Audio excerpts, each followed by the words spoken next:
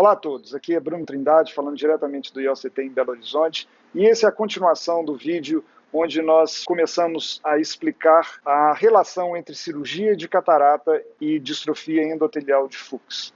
O benefício de se fazer a cirurgia de catarata isolada nesses pacientes e os cuidados que devem ser tomados. Isso foi abordado num vídeo anterior, eu vou deixar o link aqui. Para quem não viu ainda esse vídeo, eu acho que talvez seja interessante começar por ele, ou para quem já viu o vídeo ou quiser simplesmente ouvir a respeito das opções de tratamento para distrofia endotelial de Fuchs, esse é o lugar, é isso que nós vamos falar nesse vídeo. Nós comentamos um pouquinho no vídeo anterior sobre o que é a distrofia endotelial de Fuchs. É uma doença que acomete, então, o endotélio da córnea, que é uma camada muito fina que reveste a parte de trás, a parte interna da córnea. Esse endotélio, ele tende, então, a se degenerar, a gente perder essas células, e com o passar do tempo, a córnea pode se tornar edemaciada e, com isso, atrapalhar a visão dos pacientes que têm essa distrofia endotelial de Fuchs. Para aqueles pacientes onde ou a catarata é muito avançada ou a distrofia endotelial de Fuchs é também muito avançada, a gente precisa de fazer uma cirurgia combinada. A cirurgia de catarata ela deve ser combinada com uma cirurgia corneana, uma cirurgia para tratar especificamente a distrofia endotelial de Fuchs. É importante a gente lembrar de como que era o tratamento disso há não muito tempo atrás. O tratamento dessa doença resumia-se no transplante total da córnea, né? Então, apesar dessa doença se restringir a uma camada muito específica, que é o endotélio e a membrana de Descemet, que são camadas muito finas da parte de dentro da córnea, o tratamento envolvia na retirada de todas as camadas da córnea e no transplante de uma córnea doada com todas essas outras camadas. Quando a gente faz esse tipo de transplante, a gente precisa de dar pontos para prender esse transplante no olho do paciente. Esses pontos eles ficam aí durante meses, se não anos, e com isso a visão da pessoa ela demora um tempo considerável para melhorar depois que a gente faz esse transplante. E isso sempre foi um fator limitante para essa abordagem, principalmente em quem tem distrofia endotelial de Fuchs. O transplante seletivo do endotélio já tinha sido tentado há muito tempo atrás, ou isso se esbarrava sempre na dificuldade que a gente tinha de se preparar o endotélio da córnea doadora para ser transplantada. Até que, no ano de 2006, esse cirurgião, esse colega americano, ele propôs a utilização de um instrumento, todos nós já conhecíamos, um instrumento que era utilizado para fazer cirurgia refrativa e que foi modificado para se preparar com isso o endotélio da córnea doadora. Então é um instrumento que a gente usa para fazer um corte nessa córnea doadora.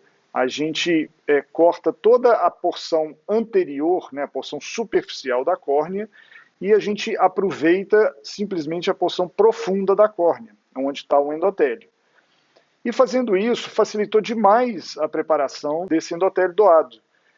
E com isso, cirurgiões do mundo inteiro viram a oportunidade, então, de migrar do transplante total da córnea para o transplante parcial da córnea. Essa técnica ficou conhecida como DISAEC, onde então a gente faz a substituição parcial, seletiva desse endotélio.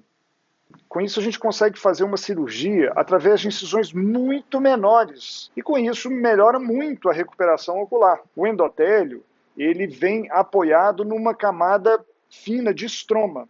Então essa é uma paciente que tinha distrofia endotelial de Fuchs e que a gente fez a cirurgia de catarata, que não foi mostrada, e agora a gente está fazendo a inserção do DISAEC.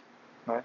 Então vejam que esse enxerto ele entra dobrado através de uma incisão pequena e uma vez dentro do olho ele se expande, ele abre como se fosse um guarda-chuva e agora a gente coloca essa bolha de ar embaixo do transplante para prendê-lo na córnea do paciente. A gente dá alguns pontos na incisão mais para segurança, né? Esses pontos não estão prendendo nada e assim termina a cirurgia. Essa bolha de ar ela vai gradualmente sendo absorvida com o passar dos dias e a visão vai melhorando gradativamente assim que essa bolha vai se absorvendo e que o edema da córnea vai sendo melhorado. Essa técnica, como eu disse, ela foi logo prontamente incorporada por vários cirurgiões no mundo inteiro. e foi responsável por um aumento muito grande de transplantes endoteliais. A ponto de, desde 2011, nos Estados Unidos, a gente vê que o número de transplantes parciais, transplantes endoteliais, supera o número de transplantes totais da córnea, são chamados os transplantes penetrantes. Essa é uma tendência que a gente vê nos Estados Unidos e vê no resto do mundo inteiro. Todo o planeta, hoje em dia, faz mais transplante endotelial do que transplante total da córnea, porque os resultados são muito melhores, os riscos são muito menores, a recuperação é muito mais rápida, o paciente não precisa de ficar com aquele tanto de ponto dentro do olho esperando eles serem retirados para a gente ter uma melhora da visão. Então, a cirurgia do DISAEC foi uma enorme revolução. Ela trouxe melhorias incríveis para o tratamento da distrofia endotelial de Fuchs. Agora, ainda assim, ela tinha algumas limitações. A principal delas consiste no fato de ter, junto com aquele endotélio, um pouco do estroma, do doador, que, por um lado, sim, serve para dar resistência, serve para dar proteção, serve para facilitar essa abertura do endotélio, mas, por outro, pode limitar um pouco a recuperação visual final desses pacientes. Mais ou menos, inclusive na mesma época, por volta aí de 2006, 2007, foi descrito por um outro cirurgião holandês uma outra técnica, que tem o nome de DMEC. Essa é uma técnica muito mais sofisticada, mas é uma técnica que promove a substituição perfeita da córnea. Então a gente retira o endotélio doente, de quem tem distrofia endotelial de Fuchs, pega somente o endotélio e a membrana de DSME da córnea doada e faz essa substituição. Então a córnea, ao final da cirurgia, é uma córnea que é essencialmente perfeita, né? Não tem sinais de que foi feita essa cirurgia, não tem camada nem faltando, nem sobrando a essa córnea ao final da cirurgia. E por causa disso, a recuperação é absolutamente fantástica, né? Então não é incomum a gente ver pacientes que foram submetidos a DMEC que apresentam aí a visão, recuperação visual de 100%, com uma semana depois de cirurgia. Isso é uma coisa absolutamente impensável antes da introdução do DMEC. Além disso, essa técnica de DMEC, ela tem uma outra vantagem. Ela tem a incidência de rejeição a mais baixa entre todas as técnicas de transplante de córnea. E aqui vale lembrar que a incidência de rejeição em transplante de córnea é a menor em todos os transplantes feitos na medicina. Né? Então, se a gente incluir transplante de coração, de pulmão, de rim, de fígado, enfim, todos os outros, o transplante de córnea é o que tem menor rejeição. Então, é uma redução considerável e é um problema que praticamente não existe quando a gente faz essa cirurgia de DMEC, o problema da rejeição. Essa paciente, então, tinha estágios avançados, tanto da catarata quanto da distrofia endotelial de Fuchs, e por isso a gente propôs a realização da cirurgia combinada de catarata com de transplante endotelial pela técnica de DMEC. Então aqui a gente vê a cirurgia de catarata, uma cirurgia basicamente de rotina, não tem muita alteração na parte cirúrgica. É um pouco mais difícil de ser realizada, a córnea está um pouco mais edemaciada, é difícil da gente enxergar as estruturas que são muito finas dentro do olho, mas é perfeitamente possível de ser realizada, como vocês podem ver.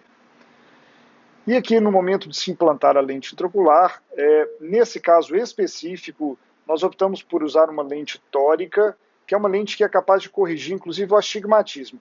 Essa abordagem de se utilizar a lente tórica, ela é exclusiva da cirurgia de DMEC. Isso a gente só pode fazer na cirurgia de DMEC, pelo fato do DMEC ser uma cirurgia uma substituição absolutamente perfeita do endotélio da córnea, e com isso a córnea fica essencialmente normal no pós-operatório. E depois que a gente colocou então a lente intraocular, posicionou ela no local que ela deve ficar, a gente procede então com a cirurgia do DMEC.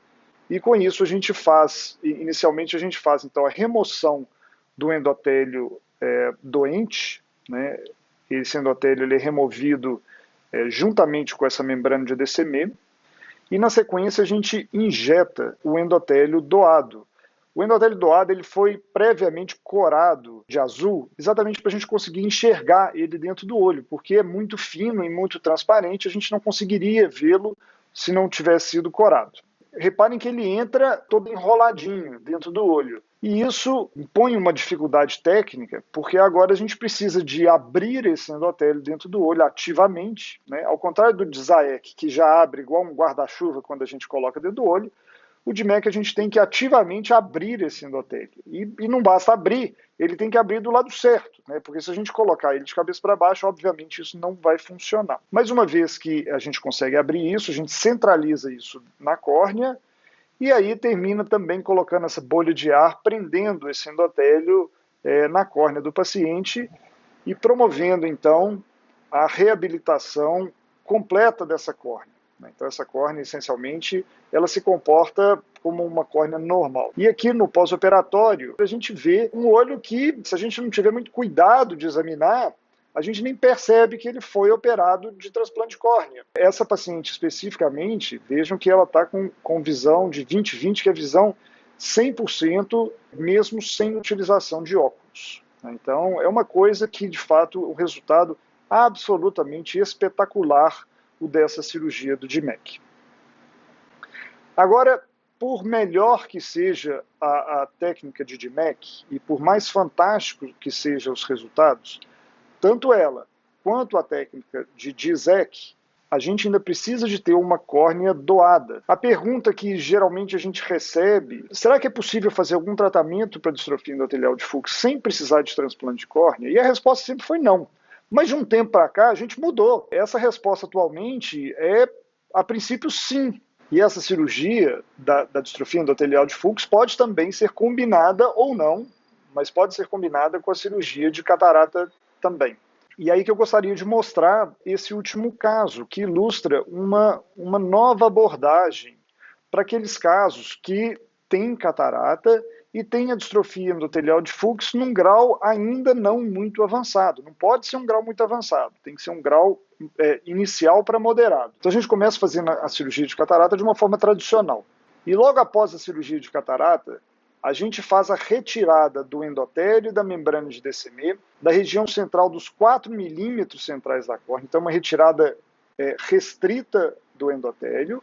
E, na sequência, a gente retira, então, o viscoelástico, lava dentro do olho e termina a cirurgia por aí. A gente não transplanta, a gente não injeta, não insere nenhum tipo de célula endotelial. E, obviamente, logo depois da cirurgia, a gente encontra um olho da forma como a gente esperaria encontrar um olho sem endotélio, né, que é uma córnea extremamente edemaciada, uma córnea extremamente inchada com uma visão muito ruim. Então é muito importante a gente orientar os pacientes que essa cirurgia, nos primeiros dias pós-operatório, a visão vai estar muito ruim, provavelmente muito pior do que era antes da cirurgia. Com o passar do tempo, as células endoteliais da periferia da córnea, que são células saudáveis, e por isso a gente tem que restringir esse procedimento a estágios iniciais ou moderados da distrofia endotelial de Fuchs, porque a pessoa tem que ter uma reserva de células endoteliais ainda capaz